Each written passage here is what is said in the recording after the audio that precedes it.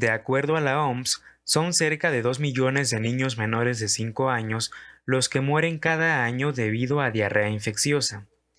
La etiología específica de la diarrea en niños varía conforme la edad, pero en general, la mayoría de las revisiones están de acuerdo que en el grupo de edad que va de los 0 a los 5 años, los enteropatógenos más frecuentes de diarreas son el rotavirus y el norovirus.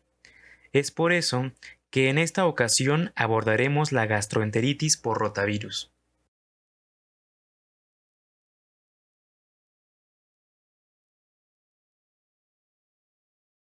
Este padecimiento se trata de una infección gastrointestinal caracterizada por diarrea, acompañada de náuseas y vómitos, en donde la población más afectada son aquellos niños menores de 5 años.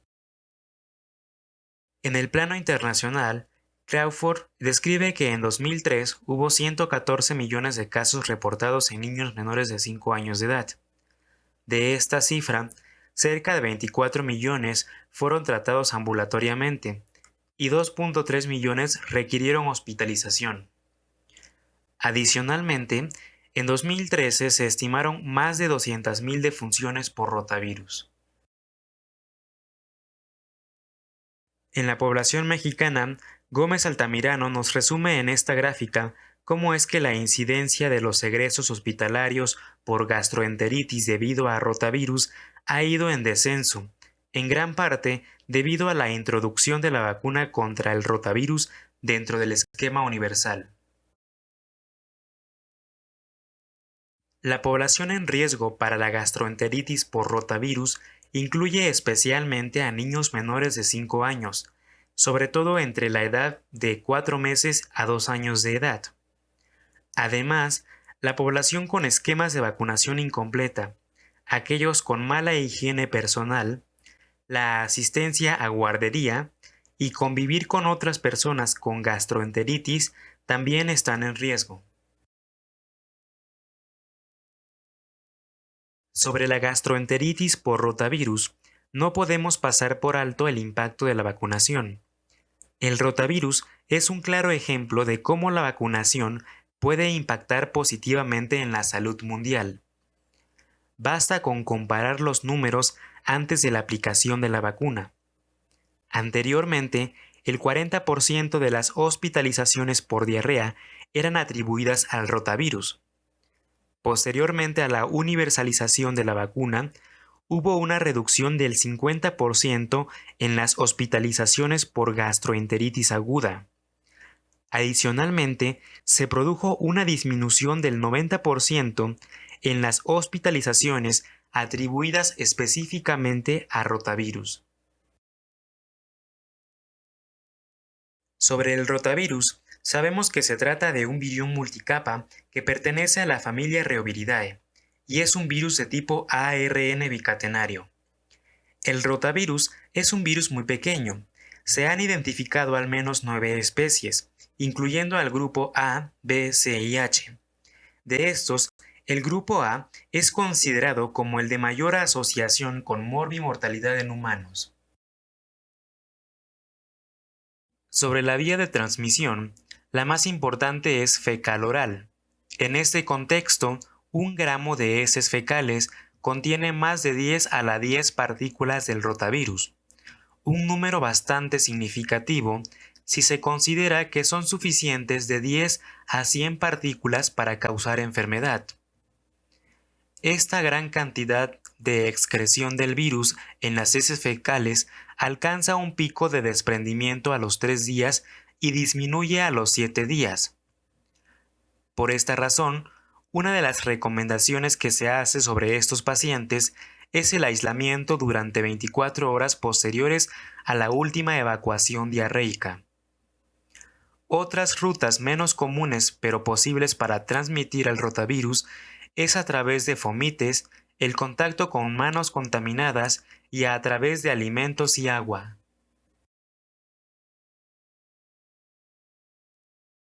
Sobre la patogenia del rotavirus aún hay muchas incógnitas, pero sabemos que el virus afecta principalmente a los enterocitos.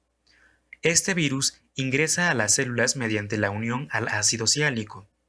Una vez en el interior, el virus aprovecha los organelos de la célula para replicarse a sí mismo, y además también se crean enterotoxinas como la NSP4. Al interior de los enterocitos se empieza a liberar grandes cantidades de calcio, un metabolito que mediará señales que conducen al enterocito hacia la muerte celular. Además de la muerte del enterocito, los canales transportadores de cloro y agua pierden funcionalidad, motivo por el cual se pierde mucha agua, lo cual culmina en la formación de una diarrea acuosa. Adicionalmente, también ocurre una liberación de neurotransmisores que modifican la función de absorción de todo el aparato digestivo. Por su lado, la producción de exageradas cantidades de serotonina es la principal razón de las náuseas de las que se aquejan los pacientes. Para hacer frente a la infección, nuestro sistema inmune depende primordialmente de la inmunidad mediada por anticuerpos IgA específicos contra el rotavirus. Agregado a esto, los linfocitos B son el linaje más importante para mantener la inmunidad de memoria y la producción de las inmunoglobulinas que conservan dicha memoria. Estas células se encargan de proteger contra futuras reinfecciones. Por su lado, los linfocitos CD8 son esenciales para acortar la duración de la primoinfección.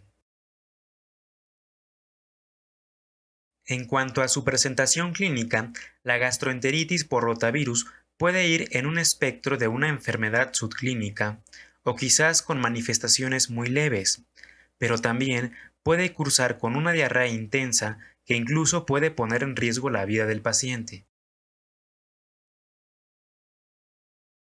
La triada clásica de esta enfermedad consiste en diarrea acompañada de vómitos y fiebre. Adicionalmente, el paciente puede presentarse con irritabilidad, letargo, eritema faríngeo, rinitis o crecimiento de ganglios cervicales. Toda esta presentación generalmente tiene una duración de 3 a 7 días, pero puede extenderse hasta 14 días. El periodo de incubación puede variar entre 1 a 3 días, y aunque la diarrea suele ser moderada, en algunos casos puede cursarse con 10 a 20 evacuaciones al día. A la exploración física, la fiebre puede encontrarse en un 30 a 40% de los pacientes. La temperatura puede alcanzar hasta los 39 grados. Un obstáculo para el diagnóstico específico es que por la exploración física no hay un hallazgo que permita hacer una distinción entre la gastroenteritis por rotavirus de otras causas de gastroenteritis infecciosa. Quizás uno de los elementos más importantes a la hora de abordar la exploración física del niño con diarrea es identificar el grado de deshidratación.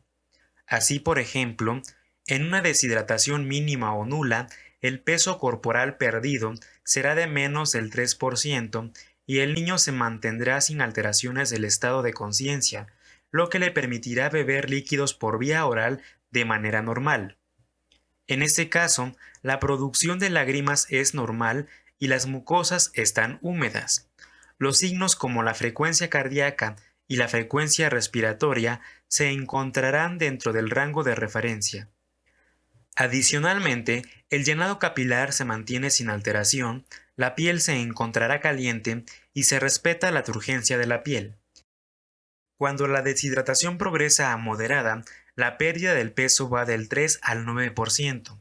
A partir de aquí, hay repercusiones más notorias como irritabilidad, fatiga, ansiedad para beber, disminución de las lágrimas, mucosas secas y hundimiento ligero de los ojos. Además de que la frecuencia respiratoria y la frecuencia cardíaca puede empezar a aumentar. El llenado capilar se empieza a hacer prolongado y en cuanto a la piel, la temperatura de las extremidades decae. En este caso, la producción de orina se verá disminuida. En el extremo de la deshidratación grave, la pérdida del peso es mayor al 9%. Llegando a este punto, la deshidratación pone en peligro la vida del paciente. El paciente se mostrará letárgico o inconsciente. Habrá incapacidad para beber líquidos por vía oral, el lagrimeo estará ausente, las mucosas se verán resecas, los ojos hundidos. Además de que la respiración se tornará profunda con una frecuencia cardíaca elevada o disminuida. El pulso se vuelve filiforme y el llenado capilar se encontrará prolongado. La piel del paciente se observa cianótica, las extremidades se sienten frías y hay una disminución significativa de la turgencia de la piel. En cuanto a la producción de orina, será mínima o de plano ausente. Para el abordaje diagnóstico, el pilar principal será la clínica, ya que las pruebas de laboratorio rara vez son requeridas. Los análisis de sangre generalmente son normales. Adicionalmente, para fines de investigación o casos muy seleccionados, puede recurrirse a pruebas para identificación del virus en heces. Los análisis de sangre pueden ayudarnos a evaluar complicaciones de la deshidratación. En este caso, podríamos encontrarnos con alteraciones electrolíticas como sodio elevado o elevación del cociente bunquereatinina. También existen pruebas serológicas que pueden identificar anticuerpos contra el rotavirus. El inconveniente es que generalmente después de los 6 meses, la mayoría de la población ya se expuso al rotavirus y por lo tanto la prueba pierde sensibilidad. Cuando se desea identificar al rotavirus en el contexto de investigación o casos especiales, la ELISA es la prueba más sensible y específica. Existen otras pruebas como la PCR, la microscopía de electrones o la electroforesis que también pueden servir para este propósito, pero son menos utilizadas. Sobre el diagnóstico diferencial, la diarrea por rotavirus debe considerar que otros patógenos virales como el norovirus y el adenovirus también pueden causar cuadros parecidos. Adicionalmente, las bacterias y los parásitos también deben tomarse en cuenta. Añadido a esto, sobre todo en los lactantes, la intususcepción debe descartarse como la causa de la diarrea. Las complicaciones de la gastroenteritis se relacionan más que nada a la deshidratación. Tome precauciones para evitar desequilibrio electrolítico o incluso lesión renal aguda. La prevención es un apartado importante. Actualmente en el mundo contamos con 2 vacunas aprobadas, la pentavalente Rotatec, que se administra por vía oral a los 2, 4 y 6 meses, y la vacuna con el virus atenuada Rotarix, que se administra a los 2 y 4 meses. Estas vacunas, de forma general, deben de administrarse antes de los 8 meses, ya que después de este tiempo seguramente ya hubo exposición al virus. Las vacunas actuales son muy seguras para administrarse junto con otras vacunas y se puede aplicar con o sin fiebre. Las contraindicaciones absolutas son las reacciones alérgicas graves a cualquier componente de la vacuna y Rotarix debe evitarse cuando existe alergia grave a látex. Anteriormente, las primeras vacunas contra el rotavirus se asociaban con invaginación intestinal, pero actualmente los nuevos preparados ya disminuyeron este riesgo.